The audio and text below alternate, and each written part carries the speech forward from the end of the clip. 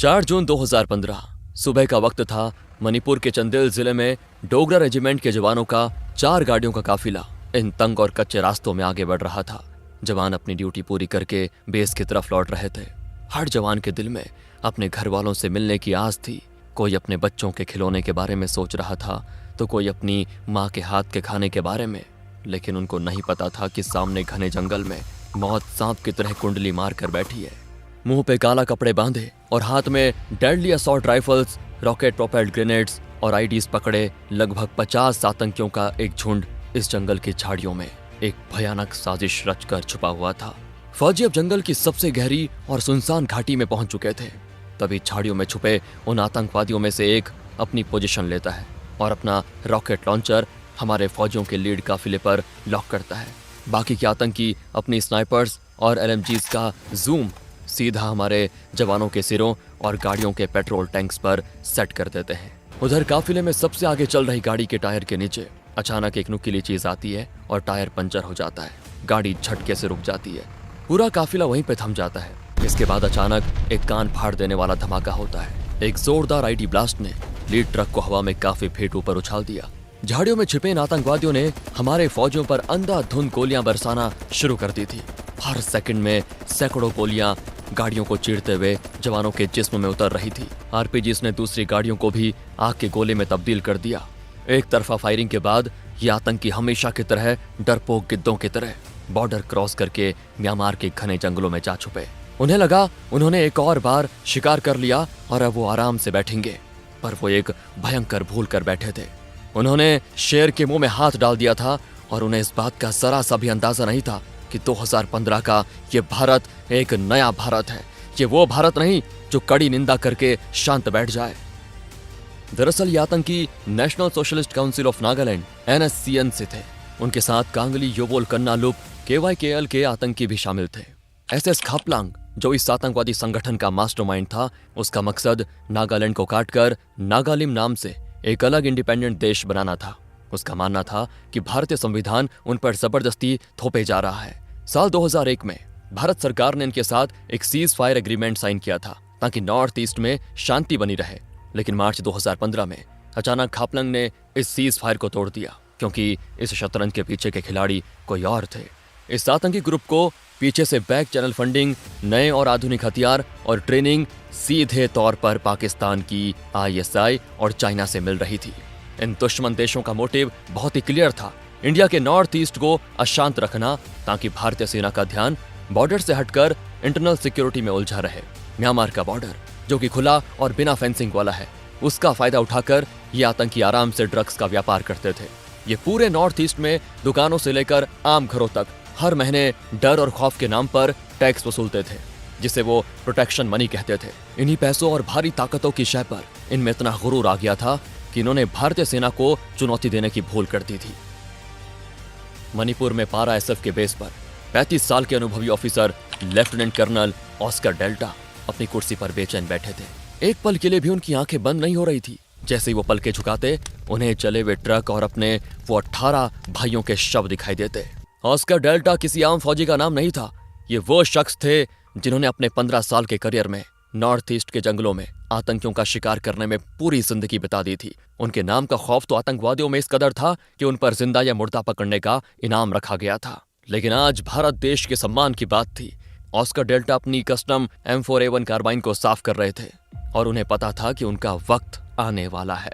मामले की गंभीरता को देखते हुए प्रधानमंत्री नरेंद्र मोदी ने तुरंत PMO में एक high level emergency cabinet meeting बुलाई। मीटिंग में रक्षा मंत्री Manmohan Parrikar, national security adviser Ajit Doval, army chief general Dalbir Singh Suhag, home minister Rajnath Singh और डिफेंस सेक्रेटरी RK माथुर मौजूद थे।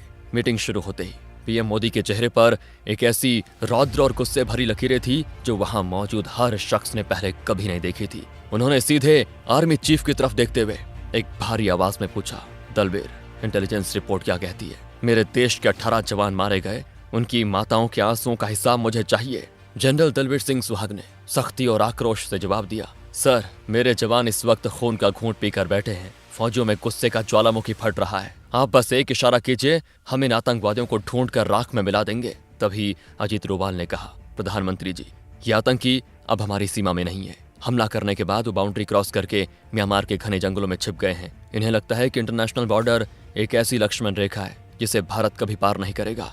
इस बार हमें शेर के मुंह में हाथ डालना ही होगा। अगर आज हमने इनको इनके घर में घुसकर इन्हीं की भीड़ में नहीं मारा ना, तो ये आतंकी नॉर्थ ईस्ट को अगला कश्मीर बना देंगे और दुनिया समझेगी कि भारत एक कमजोर देश है। होम मिनिस्टर राजनाथ सिंह ने हैरानी से पूछा, डोभाल जी, आपका मतलब म्यांमार की सीमा पार करने का तो नहीं? डोभाल ने राजनाथ सिंह की आंखों में देखा और अटल विश्वास के साथ हाँ में सिर हिलाया। इसके बाद जनरल दलबीर सिंह बोल पड़े, सर, मौत का बदला मौत होता है। हमारे पास दो ऑप्शंस हैं, पहला एयर स्ट्राइक और दूसरा कोवर्ट ग्राउंड स्ट्राइक। पर एयर स्ट्राइक में दिक्कत यह है कि आतंकियों के कैंप म्यांमार के लोकल गांव के बिल्कुल बीच में बसे हैं।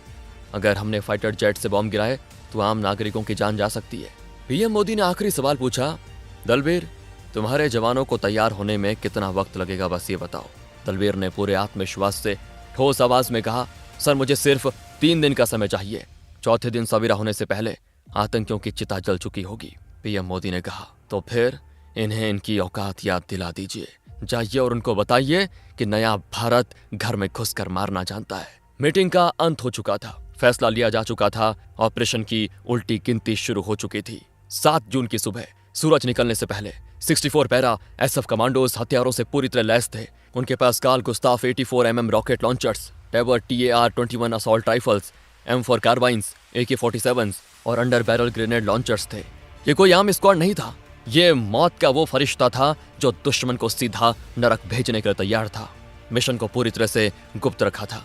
अगर आतंकवादियों को भनक भी लग जाती कि इंडियन आर्मी बॉर्डर्स क्रॉस कर रही है, तो वहां उनके लिए मौत का जाल बिछा मिलता।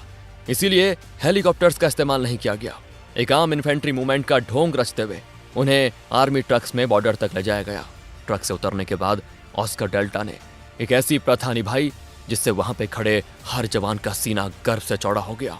उन्होंने अपनी राइफल एक साथी को दी, घुटनों के बल जमीन पर बैठे और अपने हाथों से भारत की मिट्टी को चूमा। फिर उस मिट्टी को अपने माथे पर तिलक लगाया। उनको देखते हुए हर एक कमांडो ने मिट्टी को चूमा और तिलक धारण किया। इसके बाद सफर शुरू हुआ। 35 किलो का वजन अपने कंधों पर लादे ये कमांडोज बेहद खराब रास्तों, घड़ी झाड़ियों और तीखी चढ़ाइयों के बीच से 40 किलोमीटर तक का रास्ता तय करने निकले। ऑस्कर डेल्टा सबसे आगे चल रहे थे। उनके साथ 2 बर्मी लोकल गाइड भी चल रहे थे। बॉर्डर क्रॉस करके म्यांमार में एंट्री लेने के बाद उनके साथ चल रहे बर्मीज लोकल गाइड्स ने अचानक उन्हें रुकने का इशारा किया। सामने घनी झाड़ियों में कुछ अजीब सी आवाजें आ रही थी। हर कमांडो ने अपनी राइफल उस दिशा में तान ली। झाड़ियों के पीछे से अचानक 5 आम नागरिक निकल कर आए, जिनके कंधों पर बड़ी बड़ी मॉनिटर लिजर्ड्स टंगी थी। वो बर्मीज शिकारी थे, पर हालात ऐसे थे कि किसी पर भी भरोसा नहीं किया जा सकता था। क्या ये सच में शिकारी थे या अलगाववादियों के जासूस? ऑस्कर डेल्टा के दिमाग में ऑप्शंस तेजी से घूम रहे थे। इन्हें यहां मार देना आसान था, पर बिना ठोस सबूत के बेकसूरों का खून बहाना हिंदुस्तान की फौज के उसूलों के बिल्कुल खिलाफ था। अगर इन्हें छोड़ देते तो रिस्क था कि ये जाकर दुश्मन को खबर दे देंगे। इसीलिए डेल्टा ने फैसला किया, इन्हें बंदी बनाकर अपने साथ उस पहाड़ तक लेके जाएंगे जहां से स्ट्राइक लॉन्च करनी थी। दोपहर होते होते उन्हें वो पहाड़ दिखाई देने लग गया जिसके पीछे दुश्मन का ठिकाना था। पर तभी एक ऐसी दिक्कत सामने आई जिसने सभी के माथे पर शिकन ला दी। एक कमांडो ने धीमी आवाज में डेल्टा के पास आकर कहा, सर, सबका पानी खत्म हो गया है, किसी के पास पानी की एक बूंद भी नहीं बची। जून की गर्मी, 35 किलो का वजन, 40 किलोमीटर की चढ़ाई और अब पानी खत्म। किसी भी आम फौजी के लिए ये हार मान लेने का कारण हो सकता था, पर ऑस्कर डेल्टा ने जवाब दिया, तो बहुत ही अच्छी बात है। अब इस मिशन को और जल्दी खत्म करना होगा। उन कैंप्स में रखा खाना, उनका पानी और उनकी बियर, आज रात वो सब हमारा होगा।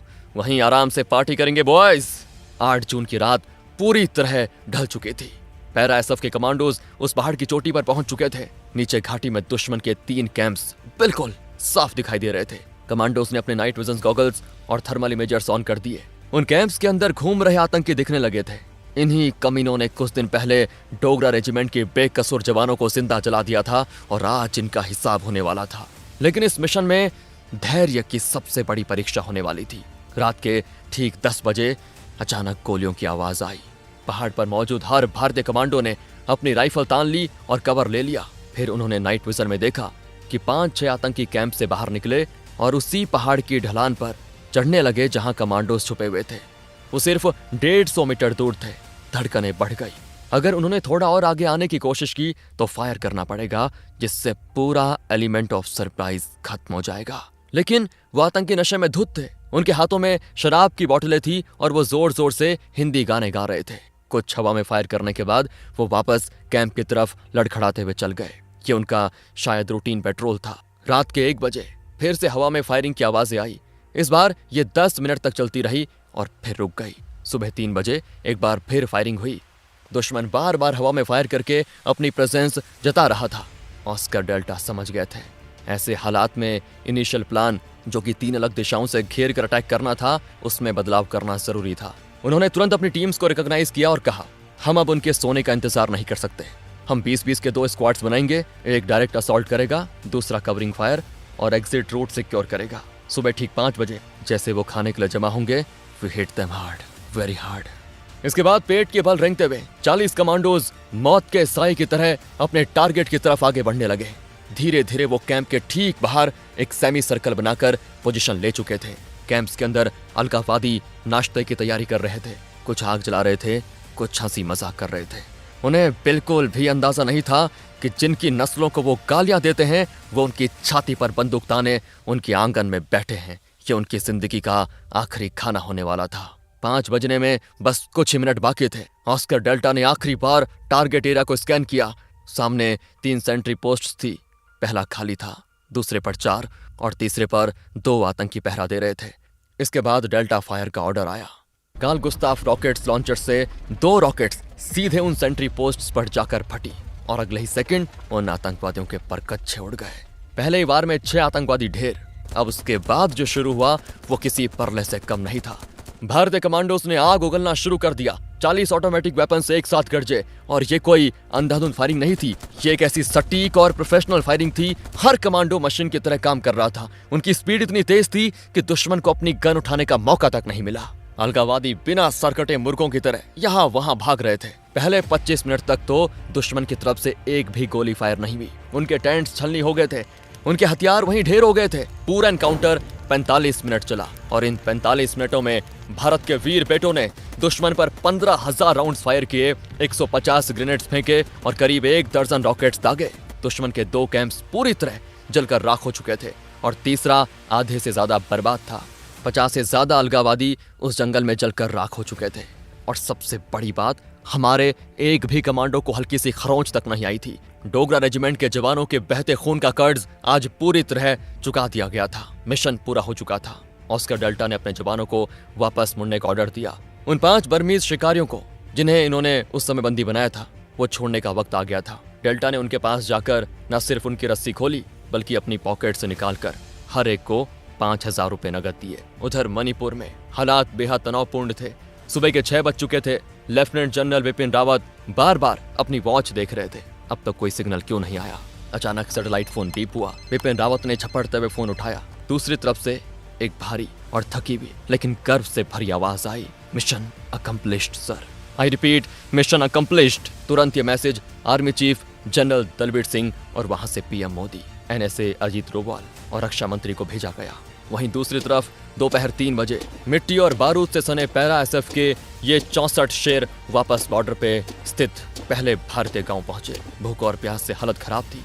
कईयों को डिहाइड्रेशन था, पर चेहरे पर जो सुकून था ना, वो किसी अमृत से कम नहीं था। गांव में एंटर करते ही ऑस्कर डेल्टा ने एक छोटी सी दुकान देखी। उन्होंने वहां रखी म्यांमार बियर की सारी बोतलें खरीद ली। अपने जवानों के बीच बैठकर जब उन्होंने वो बियर पी तो उनकी थकान आधी तो वैसे दूर हो गई। कई दिनों की भयंकर टेंशन के बाद आज ये कमांडोज खुलकर सांस ले रहे थे, हंस रहे थे। शाम के लगभग 6 बजे आर्मी एविएशन कॉर्प्स के ध्रुव हेलीकॉप्टर्स आसमान से उतरे और इन सभी कमांडोज को सफलतापूर्वक वापस बेस पर लाया गया। कुछ ही मिनटों के बाद भारत सरकार ने एक ऐसी प्रेस कॉन्फ्रेंस की जिसने पूरी दुनिया में तहलका मचा दिया। भारत ने ऑफिशियली डिक्लेयर किया कि उन्होंने म्यांमार के अंदर घुसकर आतंकवादियों को मारा है।